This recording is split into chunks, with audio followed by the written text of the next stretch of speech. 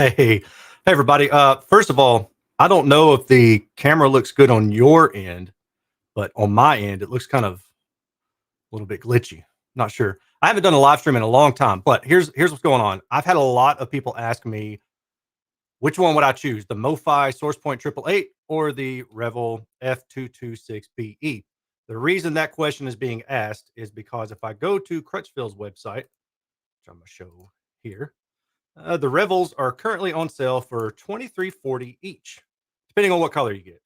Now, 23.40 each is roughly equivalent to the 499, so 5,000 a pair. So you're looking at what? Let's just round up. It's about 20 to 50, $4,700 a pair for the Revel versus about $5,000 a pair for the MoFi. And rather than answer this question a few different times, I thought I'll just make a quick video. So here we are. What I want to do is just kind of walk through maybe some of the measurements that I have for each. And this isn't going to be like, oh my God, please wake me up when it's over. One of those boring science class. I'm going to try to keep it lighthearted, but also informational. So let's start off with the Revel Performa F226BE. Now I tested these. It's been a long time. Been a long time. Let's see, October 11, 2020. So it's almost been 4 years since I've tested the Revels. And back then I was testing everything manually. And when I say manually, it took me most speakers back then when I was testing without the clipable near field scanner took me anywhere from 10 to 16 hours to fully measure a speaker and to quantify its objective performance. The reason for that is because, like I said, manual measurements, which means that I measured 140 different, give or take, ways. I had 70 quasi anechoic, so gated measurements, gated to about 9 or so milliseconds, which got me accuracy down into, I mean, technically it's closer to like maybe 100 hertz, but with the resolution that I wanted, it got me accuracy down to about 300 hertz or so. And then I would do 70 ground plane measurements, which would help me get the low frequency response in a meaningful way.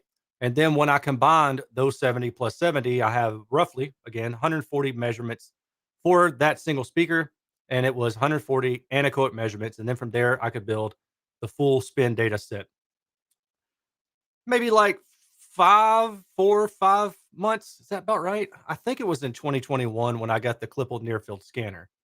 And then that's when I was able to perform measurements using that. So what you're going to notice is there's going to be a difference in how the measurements look because back then when I was using measurements, the manual measurement method, um, I had my own scripts written in MATLAB that would take all the data and put them out in a format that I liked. And then Clipple, when I started using the near field scanner, I started using their templates.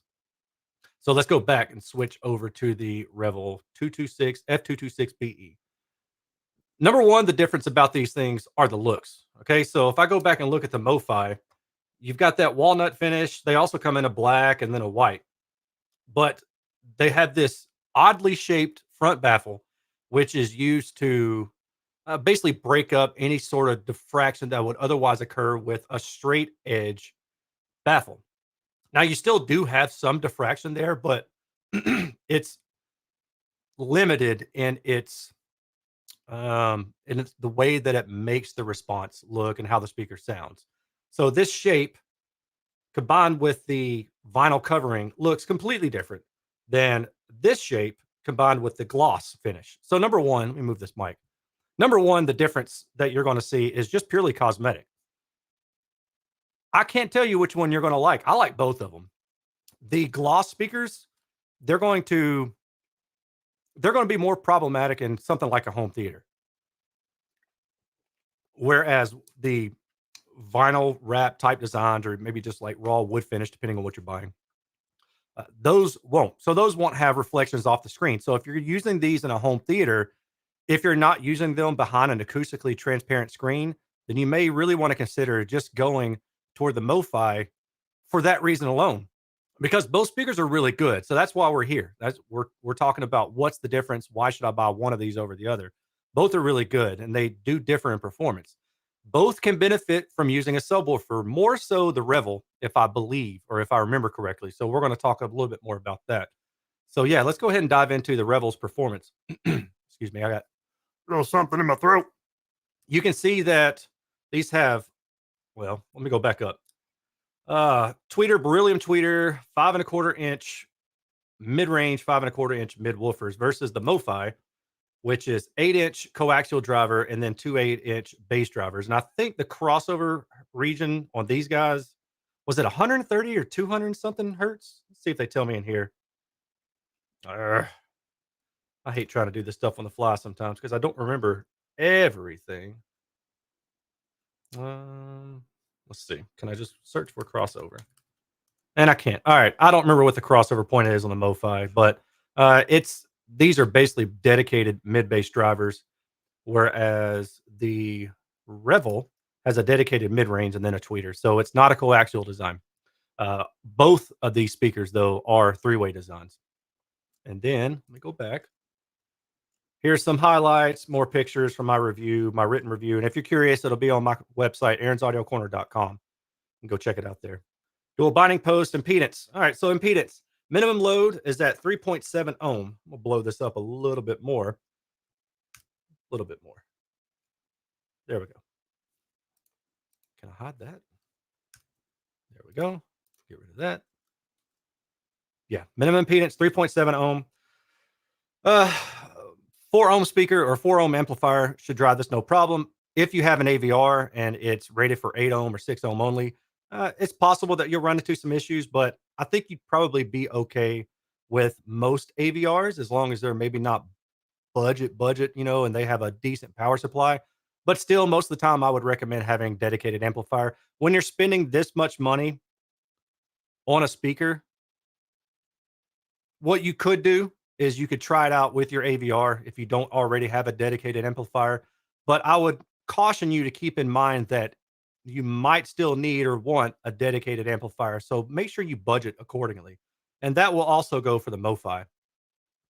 The frequency response on axis looks pretty good. And we'll go down here and look plus 3 dB minus or plus or minus 3 dB region.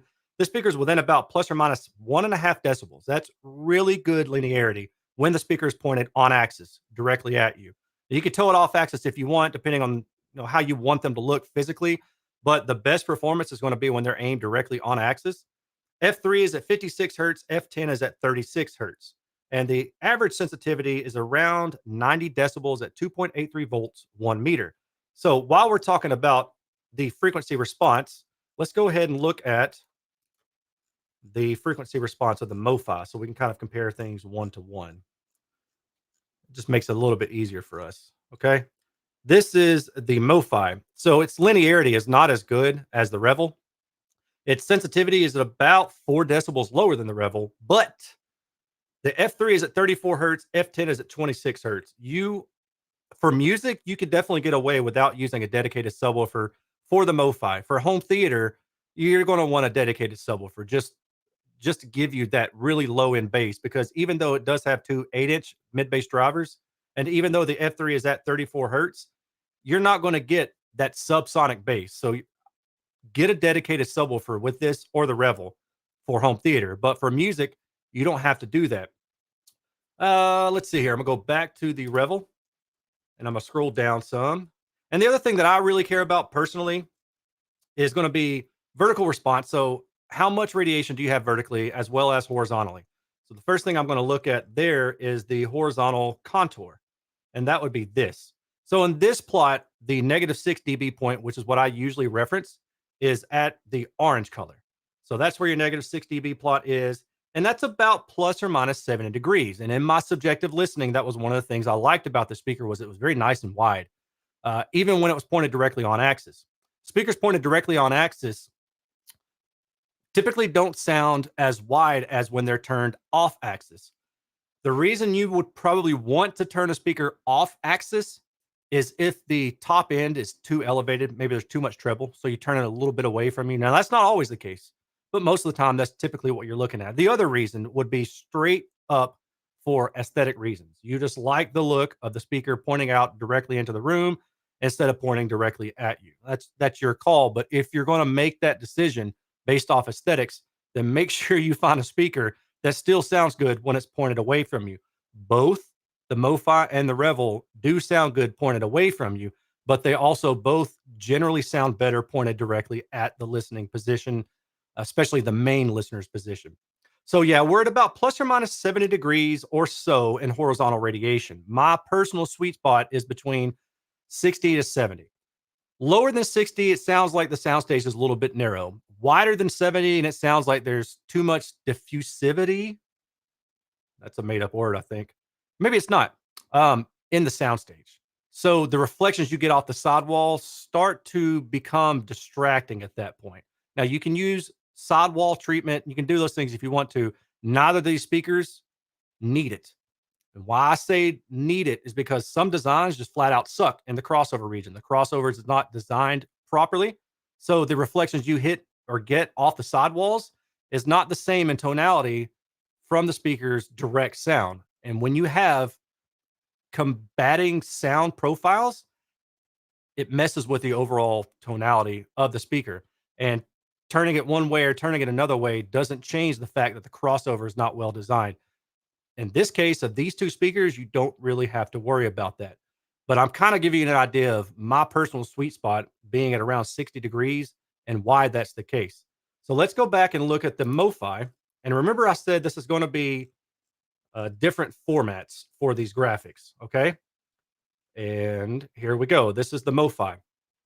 The negative 60B line is around 60 degrees, and it's narrowing a little bit in the mid treble, upper or lower treble, upper mid range area, but it's still within about plus or minus 60 degrees for the most part. So, in terms of soundstage radiation width and the envelopment of the speaker, it's going to sound a little bit more enveloping with the Revel, but it's not a whole lot. We're not talking about maybe a Klipsch horn where they're about plus or minus 30 degrees, or a Kef coaxial where they're typically about plus or minus 50 degrees. Those speakers sound more narrow than the MoFi or the Revel.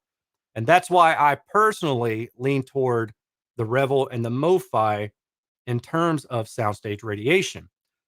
Which of those two would I want to get between the MoFi and the Revel based on this metric alone? Either one of them. Either one of them are going to be perfectly adequate for my personal needs. I do like a speaker that has a bit of a wider radiation, but as I said previously, if it's too wide, it can be distracting. And so 60 to 70 degrees is really a nice sweet spot for me.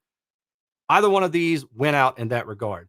The other metric that I want to look at is the vertical directivity, or what happens when you change your listening position. Now, both of these speakers are best listened to at the tweeter level. That's where they're designed to be listened to. So you want to put your ears at the tweeter level.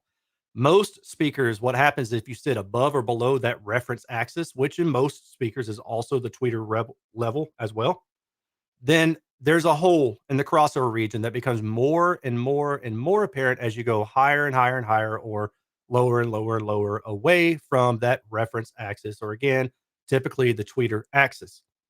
Coaxial speakers don't really have that problem, but standard speakers where they have a separated tweeter and a separated mid-range and there's a gap between the two, they generally have that suck out.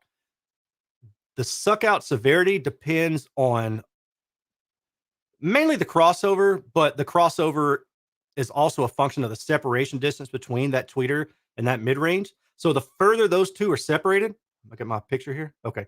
The further those two are separated, the lower the crossover point needs to be. But the lower that crossover point is, the more distortion you introduce into that tweeter, the less thermal handling it can do, and the lower the dynamic range. So most tweeters, the higher you can cross them, just for the tweeter's sake, the better in terms of distortion and compression and dynamic range.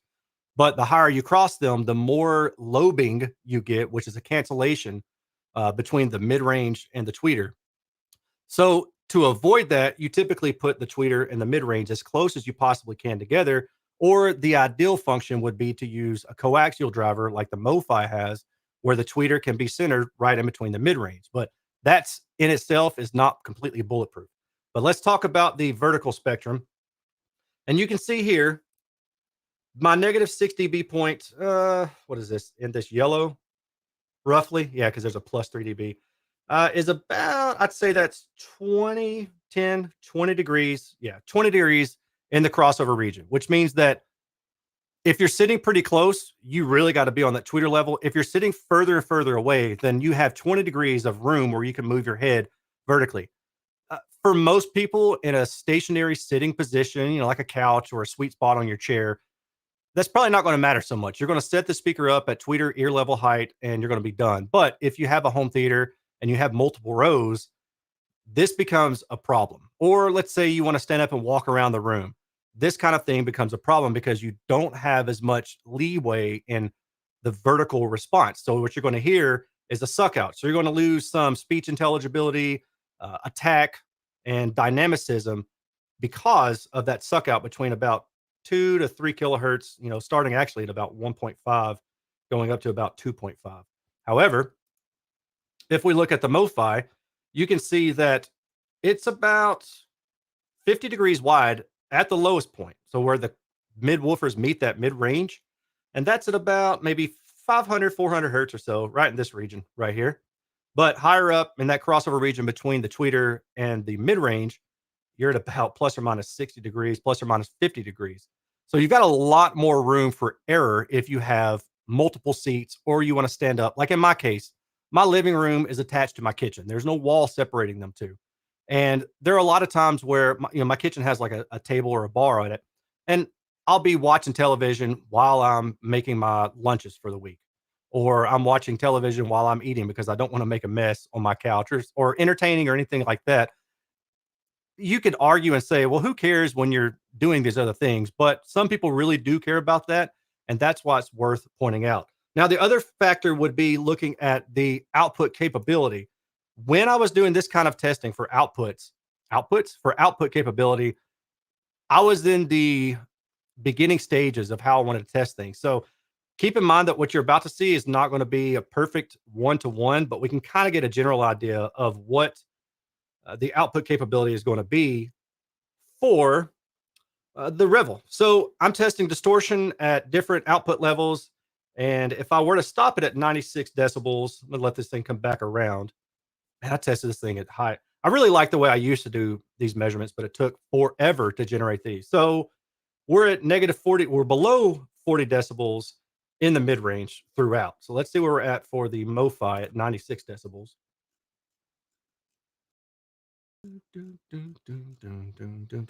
That's 86. All right. At 96 for the MoFi, your distortion is a little bit higher. Above about 200 hertz, you're below negative 40 decibels, which is 1% THD. But below 200 hertz, you're around that's 3% to 1%. So you're around 2% or so THD. So in terms of distortion metrics, it looks like the Revel might have a little bit more output capability, but also keep in mind that it doesn't have the low frequency extension. I mean, the MoFi can get about 2 octaves lower than the Revel in terms of extension. Dynamic range instantaneous. So this is a test that I used to do, or actually, I don't know if I ever did it before. Let me go look. This test doesn't done the same way. Wasn't done the same way. Wasn't done the same way. Yeah, so it's hard for me to actually compare pure output other than what I just told you. Another thing that I want to look at is the estimated in-room response. Now, again, keep in mind that my old measurement method, which is what I'm showing you with the Revel, is going to look different than the newer measurement method, but it's close enough to compare. If I were to draw the general trend of how I heard the speaker, I'm saying that it probably sounded a bit bright on the top end when pointed directly at you. So you could take the speaker and tow it out a little bit, bring this top end down. And the reason that you can get away with doing that is because the directivity right through here, the early reflections directivity and the spinorama, the full sound power directivity, are relatively flat, which means that the sound that's on axis is reflected. Is that the right? That's not the right word. Roughly the same as it is off axis. So if you turn the speaker away from you, you're going to still have that same tonal balance as you did when the speaker was turned directly at you. What about the MoFi? What happens in its estimated in-room response? Like a general overall tonality. What is it going to do? Okay, here we go. So there's going to be a little bit of a dip in this mid range. That's maybe going to be a bit hollow. I don't recall noticing that, but possibly. And if I were to draw a general trend line going through here, I would say that for the most part, it's going to be pretty linear. And the only part that might stick out might be in here. I don't recall what I said in my actual review for this. If you want more details, I encourage you to watch the individual reviews, but this kind of gives you an idea. And my final opinion really just comes down to use case. If you're using these for home theater, I like that the Revel has higher sensitivity. I like that it has broad radiation. What might bother you is that it doesn't get as low as the MoFi, so you're gonna have to use a subwoofer because it wasn't designed to go that low. That's the trade-off in low frequency extension versus higher sensitivity. So you don't have to have quite as much power as you do with the Revel or for the Revel as you do with the MoFi. But I think the thing that kind of makes me go, is I wish the Revel was in like a flat color and it didn't have that gloss because again, if you're using it for a screen or if you're using a screen like a projector screen, you're going to have light bouncing off that. It's going to reflect off the side of those speakers and it could be distracting. And for me in the past, I know I've run into that issue with my old home theater. And I know some of you have talked about, in my comment section saying that I don't like gloss speakers because of that reason. Now, flipping over to the MoFi, it is about 5 decibels lower in sensitivity, so it's going to need more power to get the same output. It can play loud and it gets low, so you don't have to use a subwoofer. As far as looks go, like I said, it's a flip of a coin. I could see that going either way. So that's kind of my assessment of the comparison of those two. Now, while we're here, I will check and see if anybody has any comments or questions. But I do want to give myself the cheapest plug known to man and say, if you're considering buying any of these speakers that I'm talked about or that I will talk about or have ever talked about, I use generic affiliate links. And with those generic affiliate links, if you go and click in my description section, I'll have Crutchfield or Amazon. You click those links, it'll take you to the homepage and it's a cookie. So it'll recognize that you came from my affiliate link. And anything you buy through that affiliate link earns me a small commission. It doesn't cost you anything extra, but it's a great way to help me out if you want to do that. If you want to contribute to what I'm doing, then I certainly appreciate that. You don't have to, but it's appreciated, and that's how you can help out. Okay. As I said, it's a cheap link, but I gotta throw it out there every now and again. Um, Here's a good question. Aaron, is the Daily Hyperion as good as Kepler 2 if size didn't matter? So the Kepler 2 is the best speaker that I've personally heard thus far in overall tonality. It gets low, but the Hyperion just crushes it in terms of dynamics. And why shouldn't it? Right? Like the Hyperion uses a couple 15-inch mid woofers. I think it does a full. I don't know if it gets down to 20 hertz, but I want to say it gets down to like 30 hertz for sure. In room, it could probably get down to 20 hertz depending on how you load it. But it's using a lot more drivers in the Synergy horn type configuration. So in terms of dynamic range and just raw output, it's ridiculous. But if you're talking about just maybe finesse, you're talking about not listening at crazy loud volumes or, a typical room size, like a medium to large room size, then personally, I like the Kef more in that regard. I like that Kef has the two side woofers flanking that coaxial driver. I think just from the standard basis of if somebody said design the ideal loudspeaker, most people who at least understand this stuff are going to say, well, I want to design a point source. And ultimately, that's what manufacturers of speakers are trying to design is a true point source speaker. And those of you who don't know what a point source is, it sounds like what I'm saying. It's a point in space. And this point emanates all the sound from the speaker. And that's why coaxials are thought of as some of the better designed speakers. But the problem is, and I've never built one before, but just from doing this for a while, creating a good coaxial speaker that doesn't have other problems like diffraction, intermodulated distortion from the cone moving as the tweeter is playing, those two things are pretty big to tackle. And in order to do that well, you've got to have a lot of engineering. And that's why if you see these off the shelf coaxial drivers, especially like the ones where they had the tweeter that sits out in front of the mid-range, like car audio coaxials. When you've been to Best Buy or Walmart or something, you've seen them for sure. Those are terrible designs, and they can never sound as good as a really good coaxial design from like KEF or Genelec. MoFi makes them. There's plenty of others who make really good coaxial designs, but what I'm trying to say is that it takes a lot of work to get there.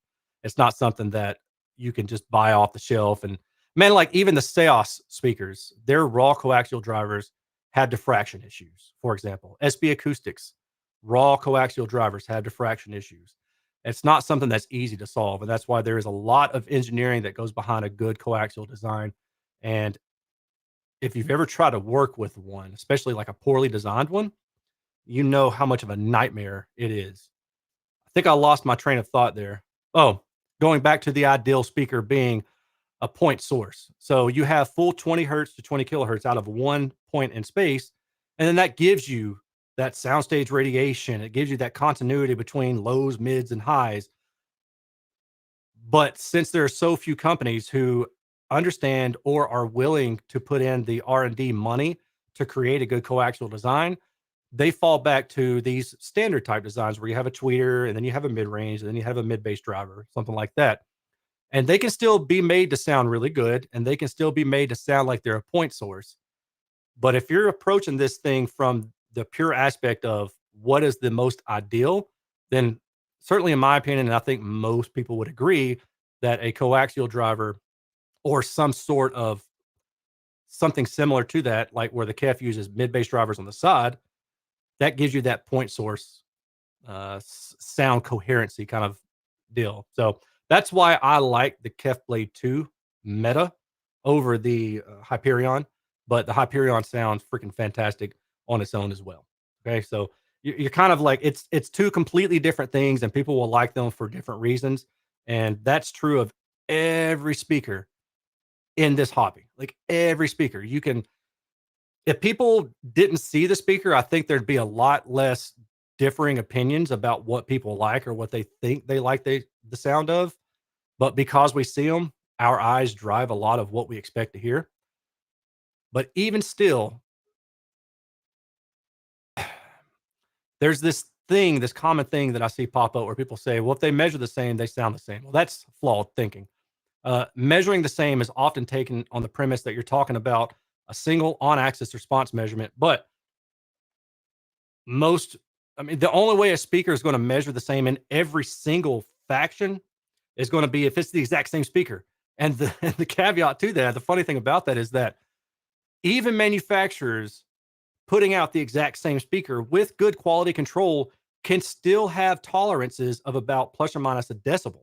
So it's not going to measure the exact same way, even if it's the exact same speaker. Now, extrapolate that out to different designs, a two-way versus a three-way, a very wide baffle versus a narrow baffle, the height of the speaker, where the tweeter's position. Is it asymmetric, like off to the side? So it kind of decreases diffraction, or is it in the middle where diffraction is going to be highest? Is it a waveguided design? Is it a shallow cone, narrow cone? I mean, all of those things are factors.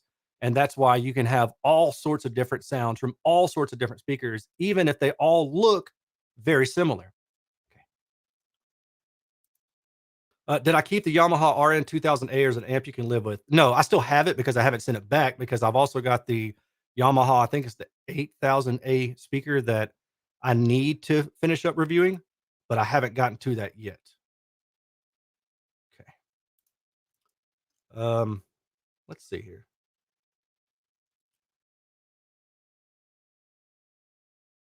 I have no idea. I would go with the MoFi Source Point 8 and a sub instead of the triple eight. I wouldn't. The reason for that is dynamic range because even you would have to cross over the Source Point 8 pretty high to get the dynamic range of the Source Point triple eight. And if you cross it really high, then your placement from the Source Point 8, the bookshelf speaker, to the subwoofer is not going to have as much room for error. You need to place that subwoofer closer and closer, the higher and higher that crossover point gets. So let's say you crossed over at like 120 hertz. You'd want that subwoofer to be pretty dang close to the Source Point 8. But if you crossed over at 40 hertz or 50 hertz or 60 hertz, then you could back off that distance so you have more room to put that subwoofer in a different location, maybe that matches your home living room setup. But if that's not a problem to you and you don't care about that, then yeah, that makes perfect sense. You can go with that, crossing over a subwoofer high, even up to 200 hertz. As long as you position it properly and you align it in terms of phase at the crossover point, that can sound fantastic. I've done it many times myself, and there's not really a problem with that. There are just other aspects to consider when you're talking about crossing a subwoofer higher to increase dynamic range of a speaker. Let's see here.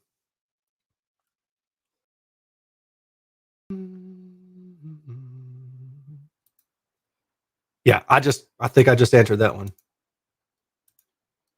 Yes, use the affiliate links. I mean, people have bought who knows what with the Amazon affiliate links. I mean, you just go there, you type in whatever you're looking for. And the same thing, I've had people buy projectors through Crutchfield. And I'm not an AV channel, I'm just a more A channel. So if you want to do that, you certainly can do that as well.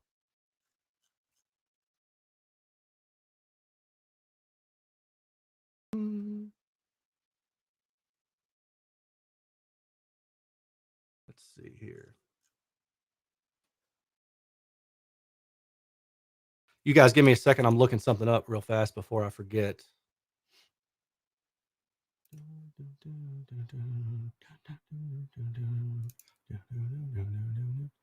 Okay. All right. I just needed to check something real fast. All right. The other thing that people were asking about, and I can't speak to this entirely, was the F328 Beryllium by Revel. I've seen the test results for that. That's another good speaker. It does have more dynamic range just based on the fact that it uses eights instead of fives in the tower. But the price on those is a good bit higher. So you can't really compare that against the MoFi 888 on price alone. But if you like the Revels while they're on sale and you're really interested in 328, what you can expect is a little bit lower bass extension, roughly the same sensitivity, higher dynamic range, maybe a narrower radiation pattern just because of the 8-inch mating to a 5-inch and then to the tweeter. I think through the mid range and upper treble, you're going to be probably roughly the same as the F326Be, but it might be a little bit more narrow. I would also be concerned about the vertical response disparity just between those mid bass drivers and the mid range driver. And the reason I say that is because back when I reviewed the JBL HDI 3800, it used two, I believe it's two 8-inch drivers on the bottom. And the problem with that, or with that particular speaker at least, is that there was uh, there were a lot of times where when I'm listening to the speaker, I could hear the difference between the mid range and the mid bass driver that was underneath it. And it almost sounded like there was maybe a hole in the response, but there was a definite difference in height of the soundstage. And so the reason I keyed in on that is because of my car audio background. Because like in car audio, you had the doors, you had the mid bass in the doors, and then typically you'll have a mid range on the dash or a tweeter on the dash. And as a judge, you're listening for, does the soundstage up here, is it level with my eyes, or does it ever drag and pull down? And because of the way that cars are structured, and because of the typical way that car audio systems, like high end ones, are installed with door mid range or door mid bass drivers, a lot of the time you'll get a pull, you'll get a suck out, you'll get some kind of phase issue, and it'll pull down to the left door panel, the driver's door panel, or maybe the subwoofer will pull to the rear because there's a rattle, or maybe the phase integration between the mid bass and the subwoofer are not dialed in as well as they need to be, or the mid range is not dialed in with the mid bass in the door, something like that. So you listen specifically for those kind of things. And once you start hearing those kind of things, it's hard to never hear them again.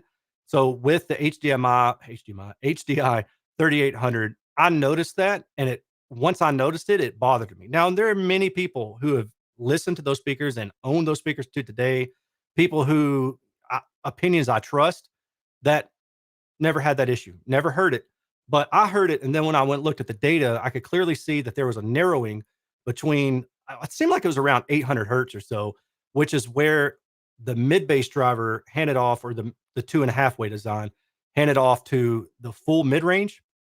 And that overlap region was problematic. And I was thinking that the reason I heard that height discrepancy in soundstage was due to that, but I'm not 100% sure.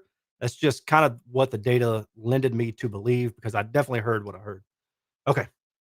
Um, with all of that said, I'm going to bail out of this live stream. I may try to do another one of these again, but for now, I'm going to have to go because I got other stuff I got to take care of. But I hope that that addresses the question about the Revel versus the MoFi and maybe gives you a little bit something to go on.